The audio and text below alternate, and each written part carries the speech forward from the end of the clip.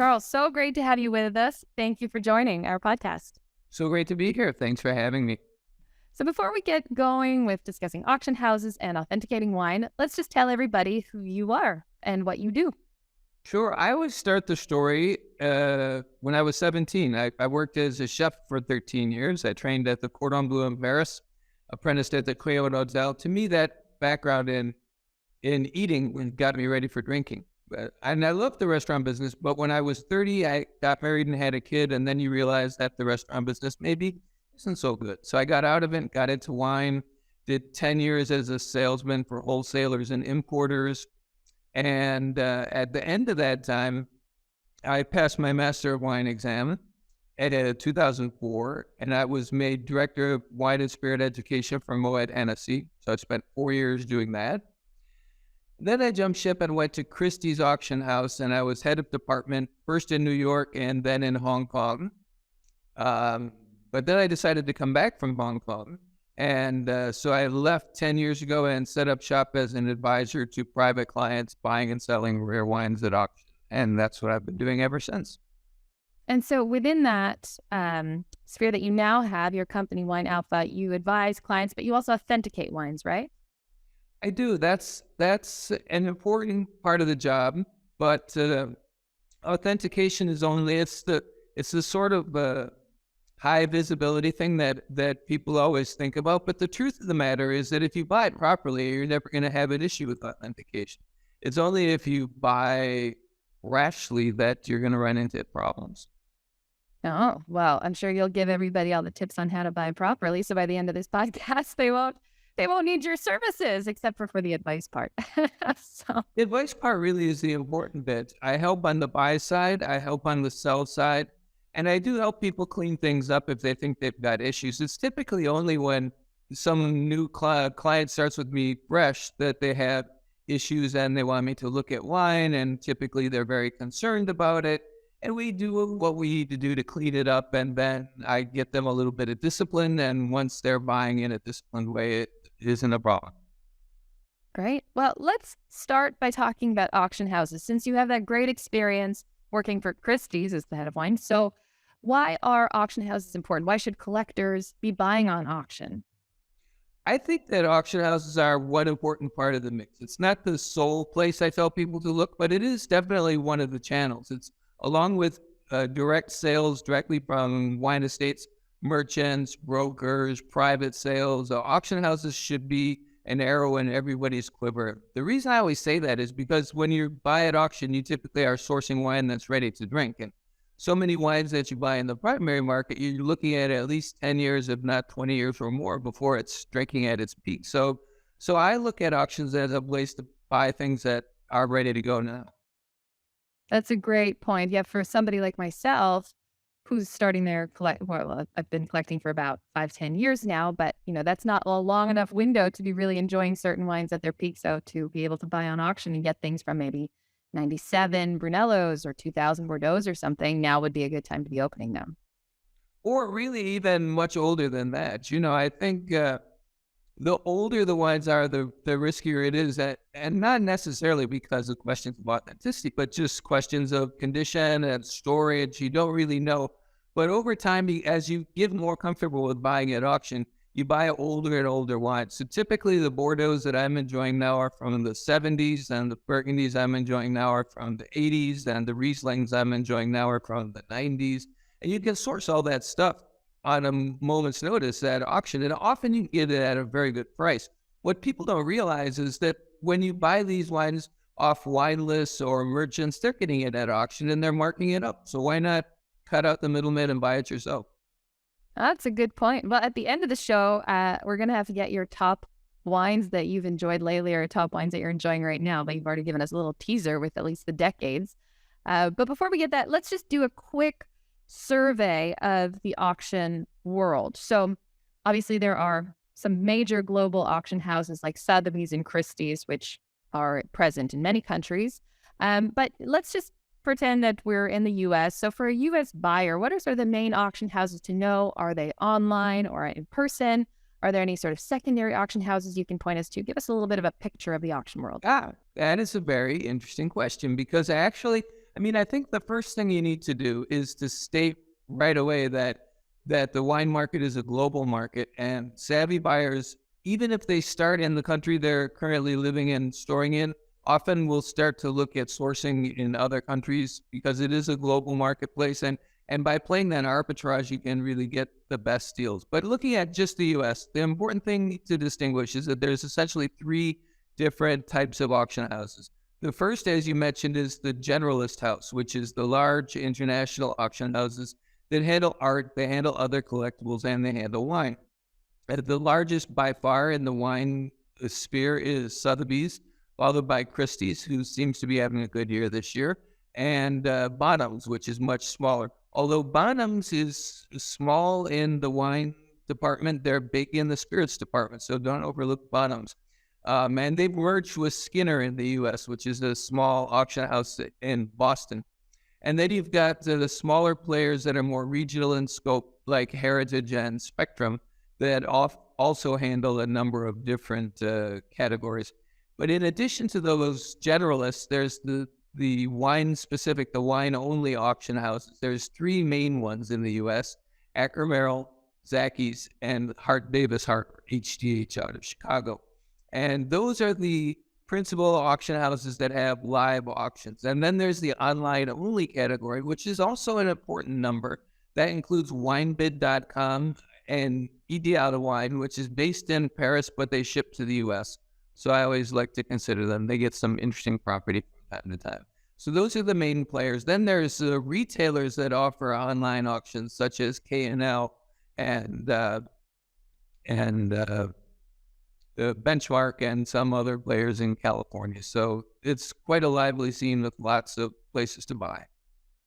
So you mentioned earlier that you do find it is sort of a global market, and you don't need to restrict yourself to the jurisdiction in which you live. But do you mostly find that to be the case, that the price is sort of a global price for certain wines? Or do you find that there are quite a lot of these arbitrage opportunities where you could be buying in the UK, for instance, given that sterling's quite weak right now vis-a-vis the US dollar, and be benefiting there, whether because of the difference in currency or just because of the difference in market price? Not only is sterling very weak, but in the UK, you can buy in bond and leave it in bond, and you don't pay sales tax. And if you export it out of the UK, then you never pay the VAT. If you take it out of bond, then you pay 20% VAT right away. But if you leave it there and sell it in bond, then you've never been exposed to the tax. And if you buy in Hong Kong, you're not exposed to the tax. And Hong Kong seems like it's a long way away, but most of the auction houses that sell wine in Hong Kong will ship it back to the States for free. And so, taxation is an important consideration for a lot of people. That's why recently HDH and Acker have both started doing their auctions in Delaware because there's no sales tax. But then you're stuck with your wine in Delaware, and it's a bit of a hassle to get it to wherever it needs to go. But it's a brave new world, and we're figuring it all out. Well, you're in New York, so a little road trip down to Delaware probably isn't too tough. That's right. It depends how much you buy. That's true. You can take a U-Haul van with you.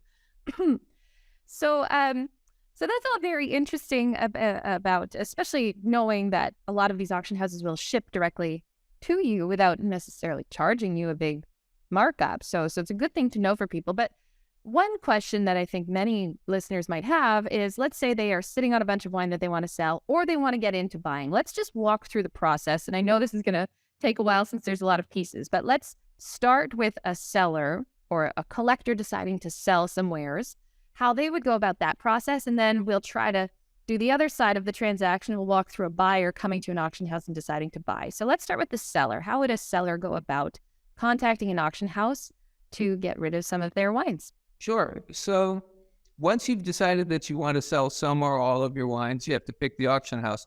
A lot of people make the mistake of picking the auction house that they most often buy from, or they sell with their friends, which is typically a bad idea. You wouldn't want your stockbroker buying stocks based on who he liked and who he had lunch with last week. I mean, you want to, financial decisions should be made on a financial basis. So in my opinion, what you need to do is evaluate the offers and the terms and conditions from all the different auction houses that are in the market. But an advisor like myself can help you do that.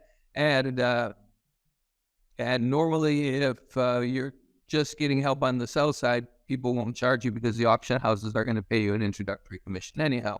So you evaluate, you weigh the offers from all the different sellers, and once you pick a house to sell your wines with, then you negotiate the terms and conditions. And it's important to go through the contract thoroughly because it looks like a lot of legalese, and it is. And there's a lot of things that can trip you up.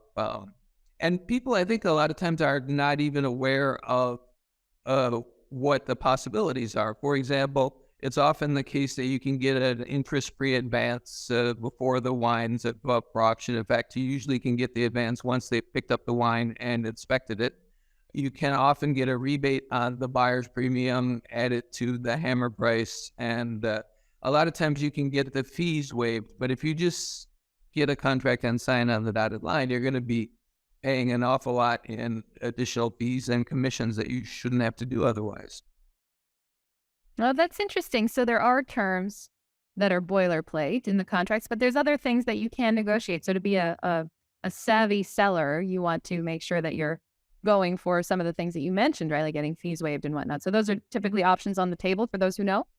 Right, exactly. There's lots of things on the table, including settlement terms, which is really important because the downside of selling at auction is if you sign a standard contract, then they're not going to start paying you until 30 days after the sale, and the money will sort of trickle in as they get paid. But settlement terms, along with everything, shipping, insurance, warehousing, photography, there's a lot of fees in a standard contract that you can negotiate away. But once you settle out of the contract, then they start to market the sale. And at that point, they start shopping the sale around to their buyers, and you want to sort of stay on top of the process and see where they are. The majority of auctions are actually, people think it's the bidders in the room that are driving the sale. Really, it's the absentee bidders that drive the sale. Typically, when you go into an auction situation, you've got bids on at least 90% of the lots that are sufficient to sell it if nobody else jumps in.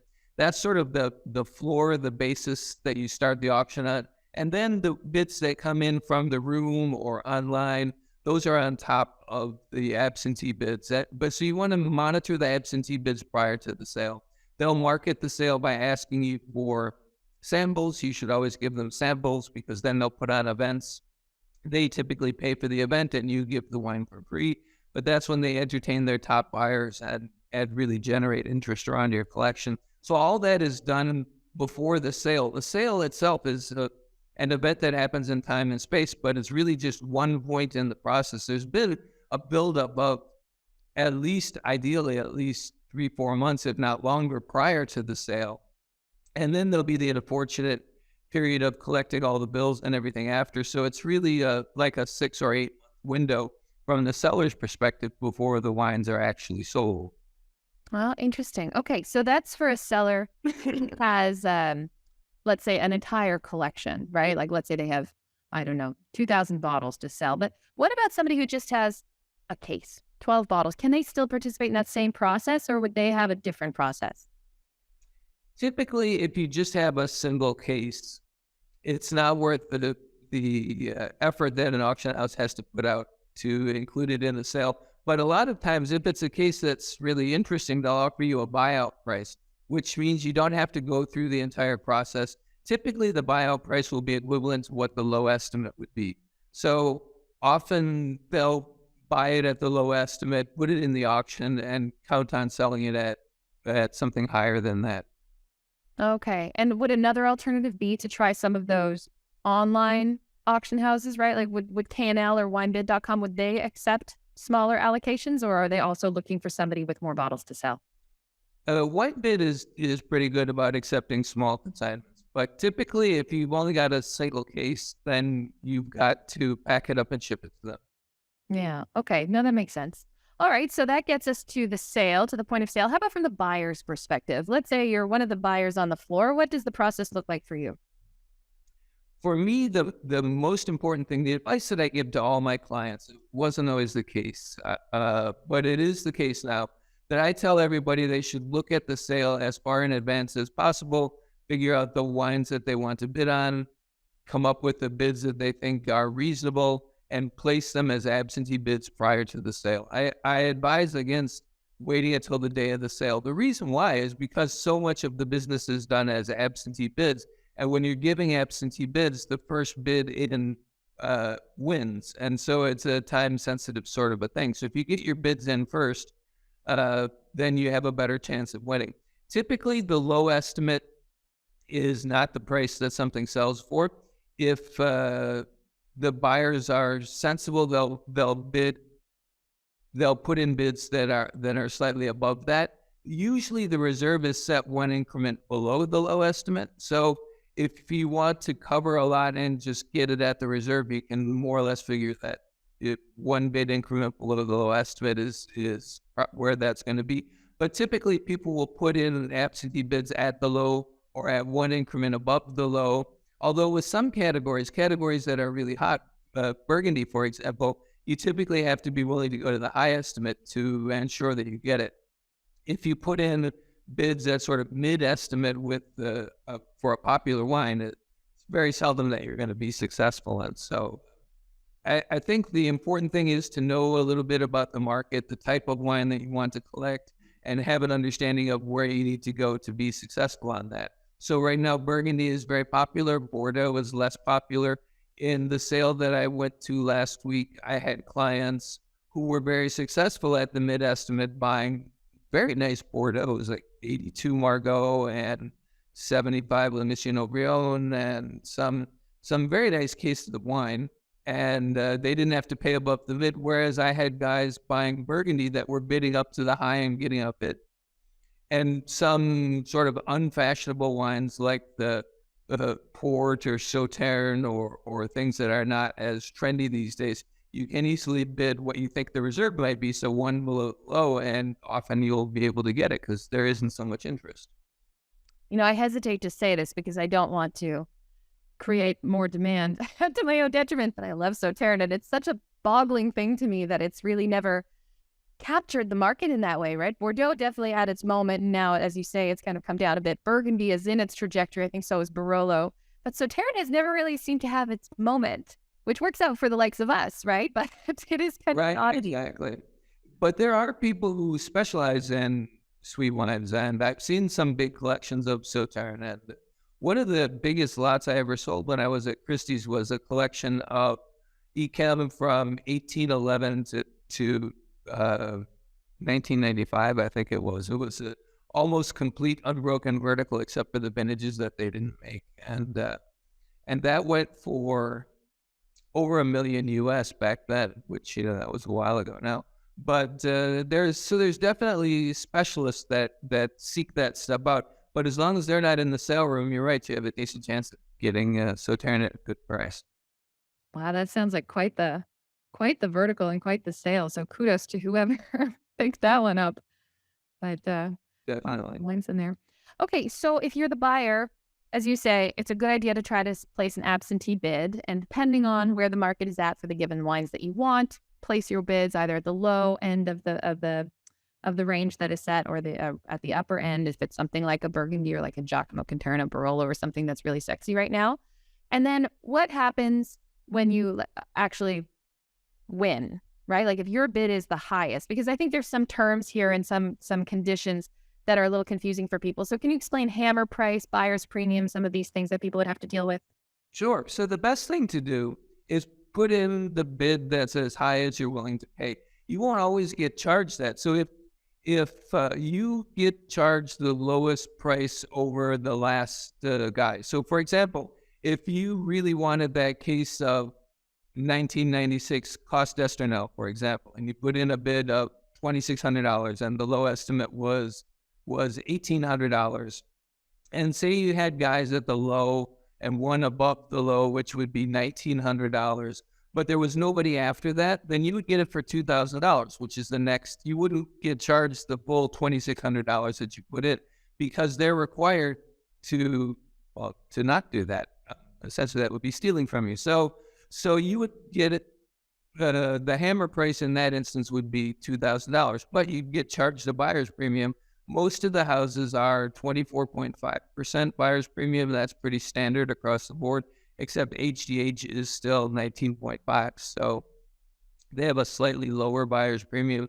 The buyer's premium used to be much lower in the UK, and they gradually come up to the global standard. And Hong Kong, it was always pretty much the same.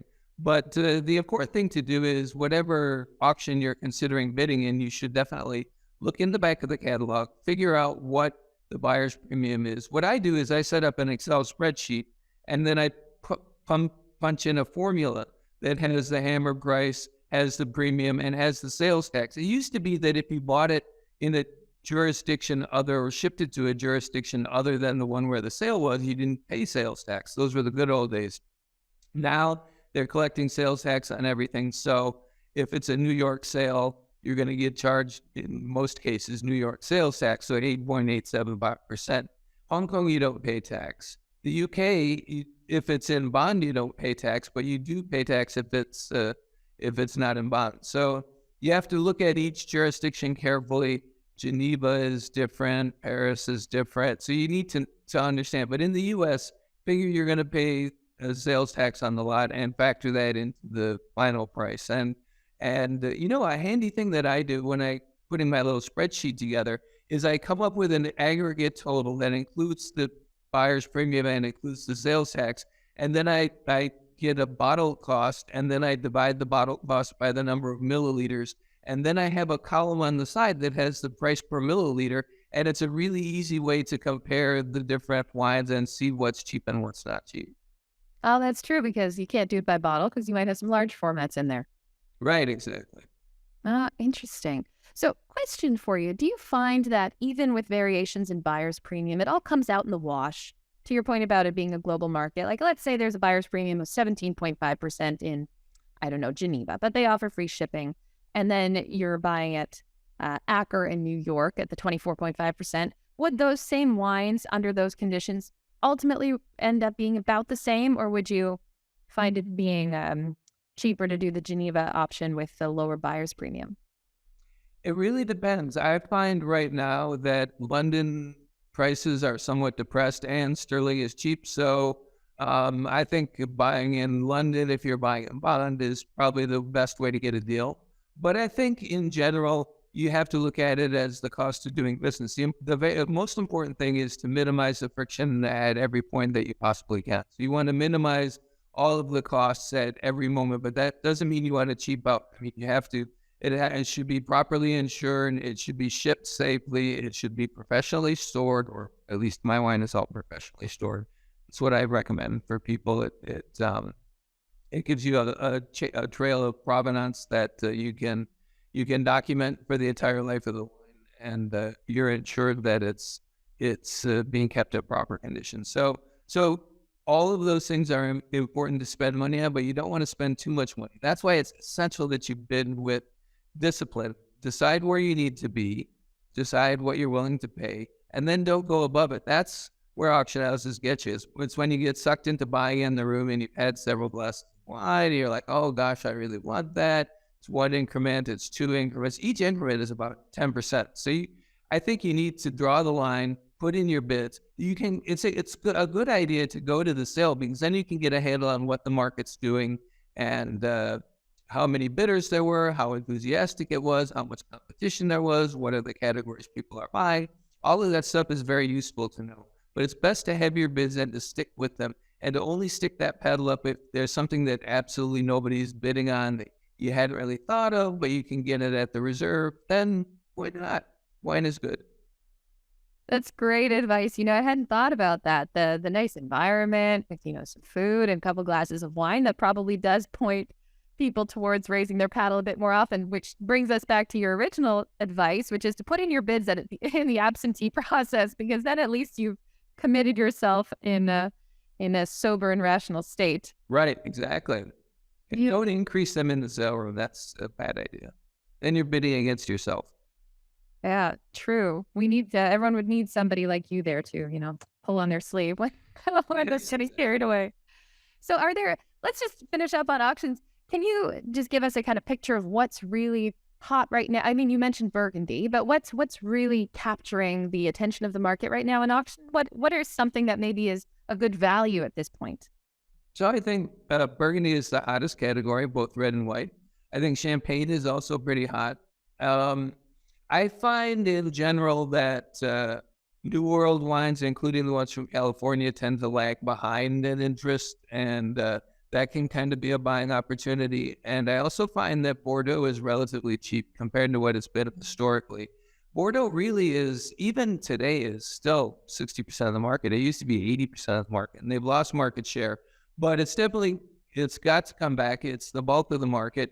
And so I think you can often find very good values in Bordeaux, particularly in large format Bordeaux, which doesn't seem to be selling at a premium. And when I first got interested in the auction market, the sort of mid-90s in New York, there was a huge premium for large format bottles, and people were really chasing them. I personally like to drink the large format bottles because I'm a very thirsty guy. So, mostly what I buy is the double magnums or Jeroboams if it's Burgundy, and I think that's easy to finish with one or two other couples. It's absolutely not a problem to drink a 3-liter bottle. And you know what they say about magnums? A magnum is the perfect size for dinner for two, particularly when one's wife isn't drinking. So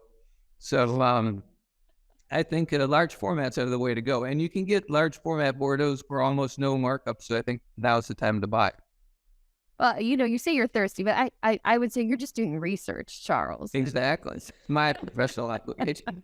You've passed your MW, but you're just a student for life. That's it. Never stop learning.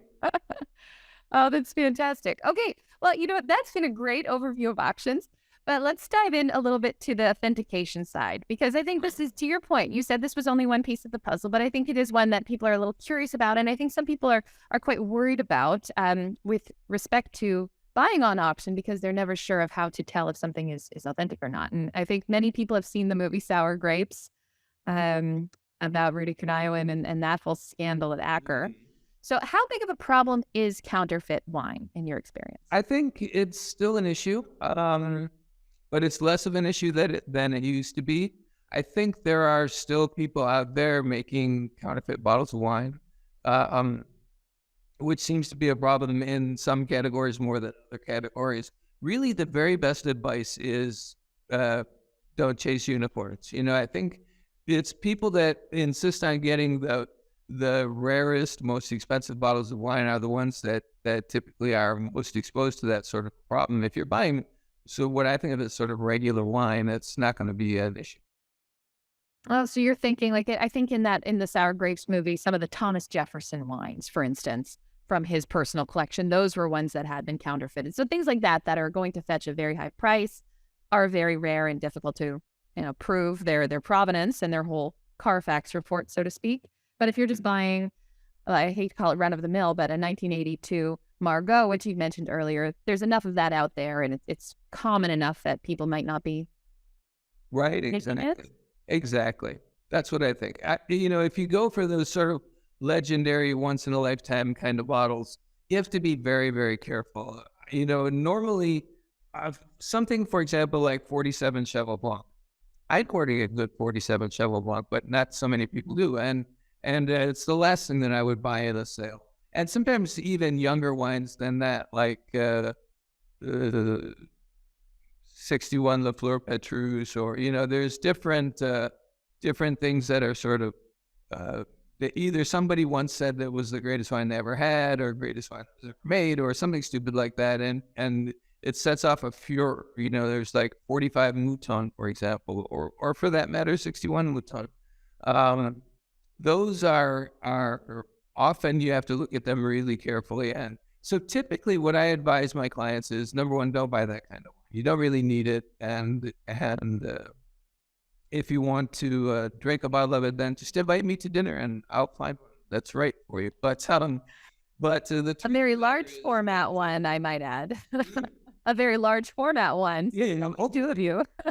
No, but not large formats are there's even more risk of wine being counterfeit. So I think you really have to proceed with caution. One of the easiest things you can do is make sure the wine is in its original package. So an original wood case, or original carton, if that's the way it was that's the way it was packaged. For example, even some like Roumier and Dujac are in carton, and the Costeries in carton. So, if it's in original wood or original carton, then there's a better chance that you're not going to have any issues with it.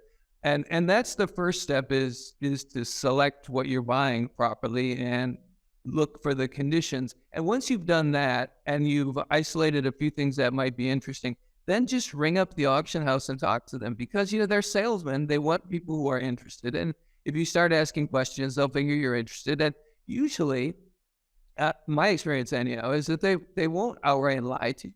So nobody's going to say, oh yeah, it's from here and it was kept this way or whatever, if they don't know.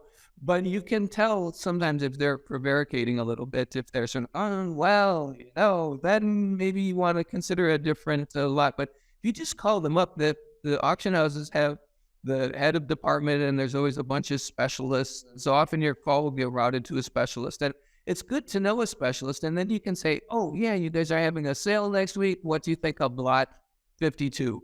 And they'll say 52 looks amazing. I packed up the cellar myself. It was, they can tell you a little bit about it, give you a little color commentary. If you feel comfortable, then go ahead and bid, And if it's a very high value lot, then you can ask for photos. You can't really, the nitty gritty of authentication, you can't do from photographs. You can't look at a photo. It's very rare anyhow nowadays, because the counterfeiters have gotten very good. So it's very rare that you can look at a photo and spot something from a photo, but you can see what condition it's in. You can tell how it's been cared for.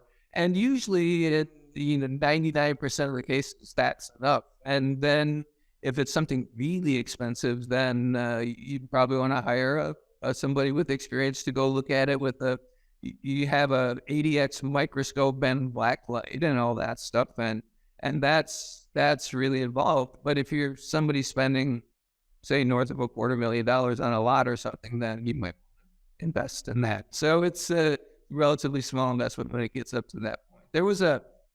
There was one time where there was a private sale of some large format DRC that a client of mine wanted to buy.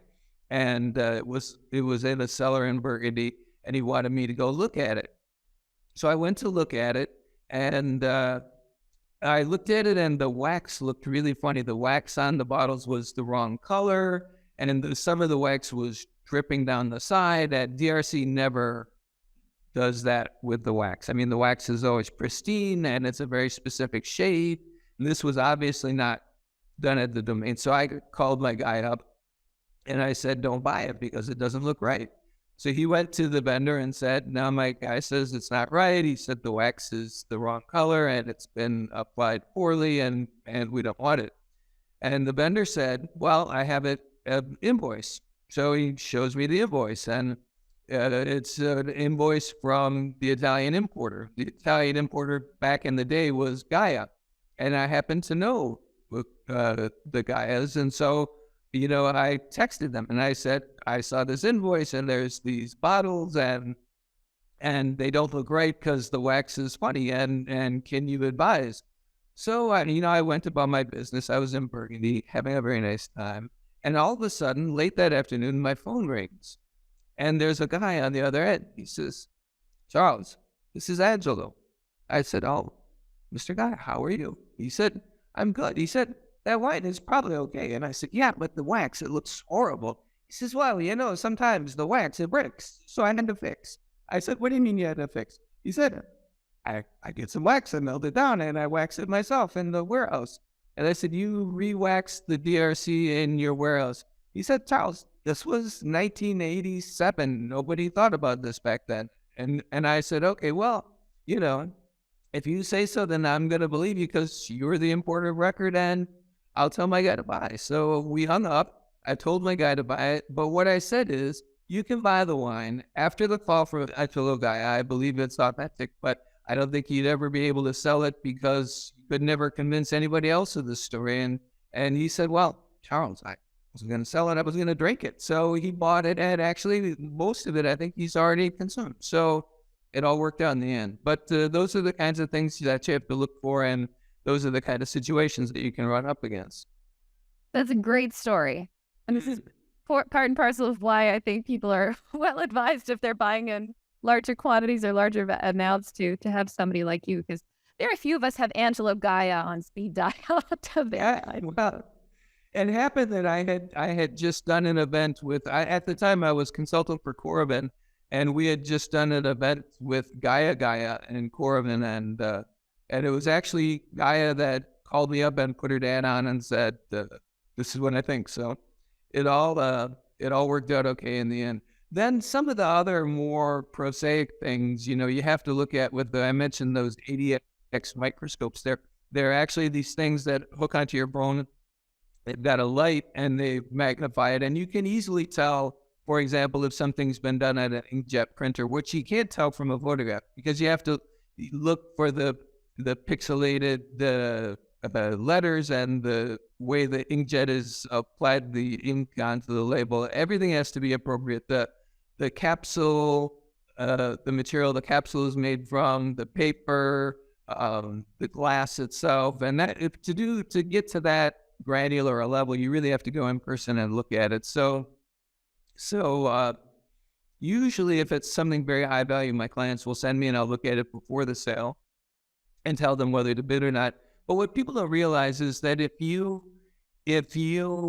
buy a wine at auction and somebody looks at it afterwards and doesn't think it's right, it's relatively easy to clear up. If I go look at a lot that my guy bought in Hong Kong, I only go to Hong Kong. Well, I don't know if you saw it, but they've just lifted the travel restrictions. So I'm probably going in January. But my guys will buy, and I'll go once a year or twice a year, look at the stuff they bought, and almost never are there issues, but occasionally there's issues. And so I just have them write to the auction house they bought it from and say, Charles has questions about this. What do you think? And they say invariably, we don't agree with you, but we'll take it back because you're a good client and we don't want you to be unhappy. And in almost every case that I've ever done, that's been enough just to say, I had a guy look at it up close. He doesn't like it. They take it back. They refund the money. It's not a problem. There's been one or two times, not with auction houses, but with private merchants where they've argued. And then I write up a very lengthy report with the photographs and state very explicitly why I think it's incorrect. And then I advise my client to take legal action. And when they get that letter with the report, then they say, we think you're totally wrong, but we're going to give you your money back because we don't want to go to court. And that's all it's ever taken in 10 years of doing it. I've never had anybody actually go to court. The people who sold the wine that I consider to be dodgy have always refunded them. Sometimes it just takes some more prodding than other times.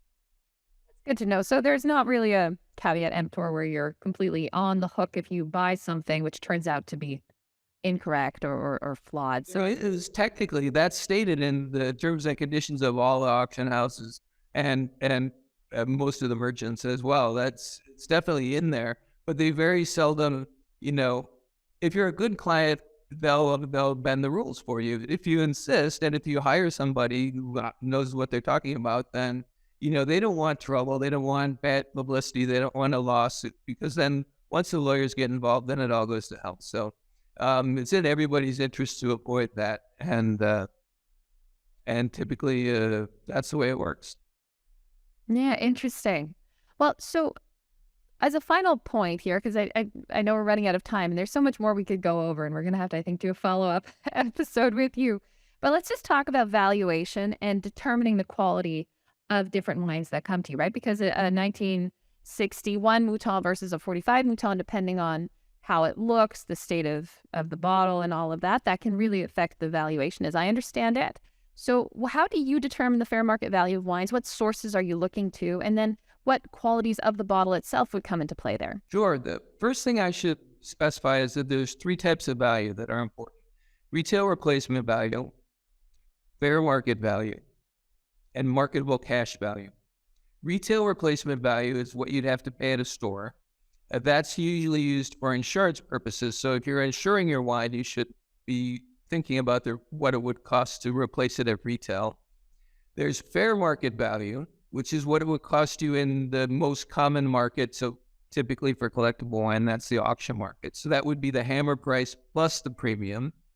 And the other type of value that's important to consider is marketable cash value, which is what you would get if you sold it, which that is essentially the hammer price without the premium. So fair market value is what it's going to cost you to buy it with all of these and other expenses included in it, but not taxes. So that's essentially hammer plus premium in this situation.